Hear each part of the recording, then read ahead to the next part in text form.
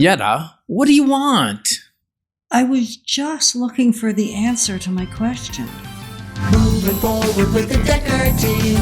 Moving forward together with the Dekker Team. We are honored that we've been able to create for you free access to over 653 Life's Inside Track episodes where we share insider tips, making house home, and how to get the most out of your space. And the great news is you can get access to them from the office, home, or on the go, and our YouTube channel anytime you want, or tune into chri.ca or 99.1 FM.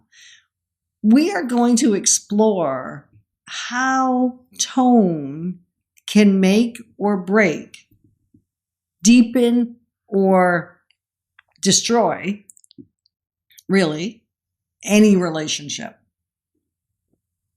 Whether a realtor relationship, whether an intimate relationship, whether a parent-child relationship, whether a friendship, it really, across all facets, tone can make it or break it. Yeah, I think what's interesting is the depth of the relationship can handle certain tones for short periods of time. For instance, if you're in a relationship with a sales rep or a real estate agent, and somebody gets an annoyed tone, whether it be the client or the agent, it could more easily sever the relationship than a deep emotional relationship with maybe a parent or a spouse or something like that, where if the tone goes off once in a while, there's enough rapport, enough deepness in the connection that it won't break the relationship. Right. But if my tone was harsh to you like it was at the beginning, that was an act, by the way, folks. I was not upset with my wife. Not this time. Not this time. But if that was continuously like that, then that relationship would break eventually. It would sour.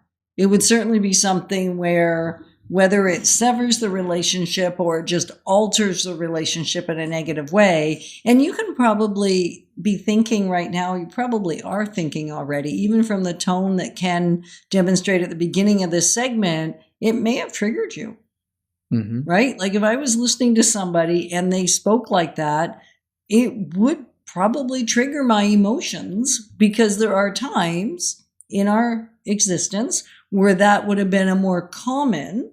And so it just shows up and I don't even know where it's coming from. Yeah. And I think there's also a level of sensitivity to tones. You know, you've lived with me for a long time. You mean like 42 years? Yeah, like that long.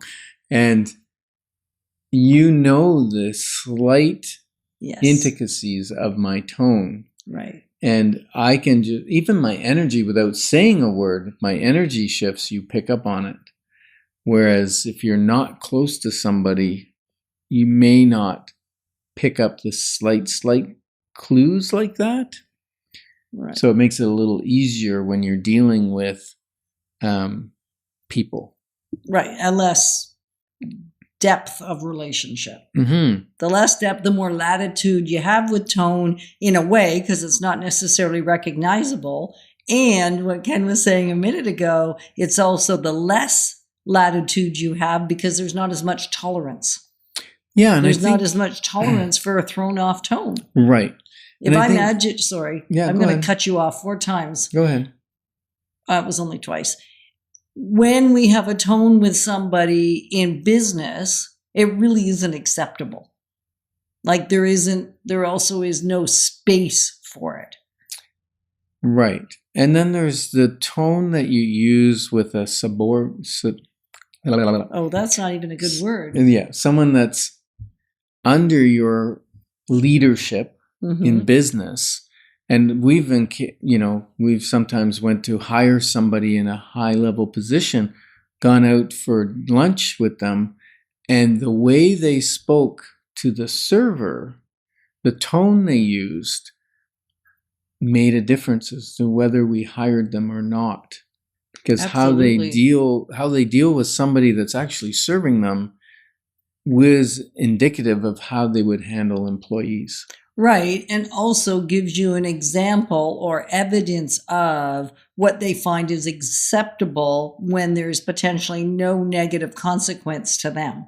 Mm-hmm. Right? So it's watching, it's such a telltale how people's just tone. And we're not saying tone's always bad. We're using the negative examples because those are the ones that get us in trouble. When our tone is optimistic and enthusiastic and enjoyable and lighthearted, and we have a smile in our voice, you can hear that. That Mm-hmm. changes the tone, just having a smile on your face or getting rid of the smile. It changes the tone immediately that's coming out of someone's face. Right. And so that affects the relationship either for the good or the not so good. Mm-hmm.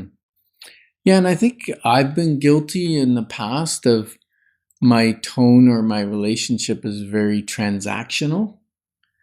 And then some people may have felt that I wasn't as caring or as listening as you are because I'm more transactional than relational. Except even in my tone. In your tone, because in your Strength Finder, which is another assessment tool that we've done, you're a relator, whereas that doesn't hit mine, Mm-hmm. right? That's one of your top few strengths. And so it's interesting that tone doesn't always tell the whole truth, and yet we take it as though it does. Yeah, and I remember some of the books we've read on tone. Tone and energy can change based on whether you're too warm or based on you need to go to the bathroom or all kinds of things, right? It could be your clothes are too tight or you don't feel comfortable in them. Whatever the case is, ladies, maybe your skirt's shorter than you would like and it's creeping up, or things aren't sitting the way you want, and it can change the way you communicate with the person that you're with. Right. If you're thinking this is a fascinating conversation and you'd like to play this out in a real estate journey, then give us a call and we'll do a clarity call and or join us in the community, because you get access to all this fun, including the videos where you see so much more than you can actually hear in our tone. And it'll be interesting if you watched it without the sound on, but you just watch the video. I wonder if you could catch tone. I think you can. Well, it's because quite the possible. body language and the tone are often connected. Yeah, absolutely. And when they're not connected, you send Mixed signals. Which people can really misunderstand. It could be you're saying yes, but you're shaking your head no. Right. Or you're shaking your head yes, but you're saying no.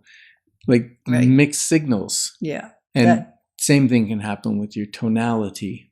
Absolutely. Like I've said to some people, hey, are you happy? Then tell your face.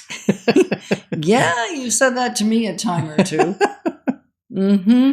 Yeah. So it's interesting.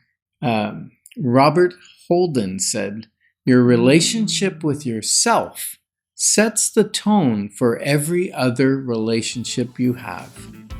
And together, we're clarifying your options so that when your options are clear, your wisdom will flow. Moving forward with the Dekker Team. Moving forward together.